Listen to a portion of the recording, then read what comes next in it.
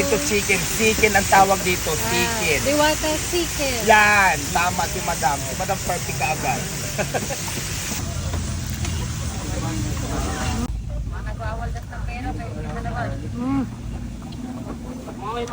Yan ang Ito naman ang tatawag ko na Paris buto-buto. Maraming laman siya. Mga ganyan yung laman niya. Ha? Mga purong laman. Buto-buto lang ang tawag namin pero mas malaman niya. May kasama tong sabaw. Ito ang mga gong abangan nyo ang mga bagong menu. Magkano yan? For only 162, only rice din may isang soft drinks. Pero mas maraming laman to. Good for 2 person. yung chicken, magkano? 100 only rice, may isang soft drinks pa din. Lahat tayo dito naka-only. Plus, only holy water. Wala kami mga palamig-palamig. Holy water po yung only sa amin. Free lang yun na walang bayad. Hindi mineral yung gamit namin. Holy water talaga para mabawasan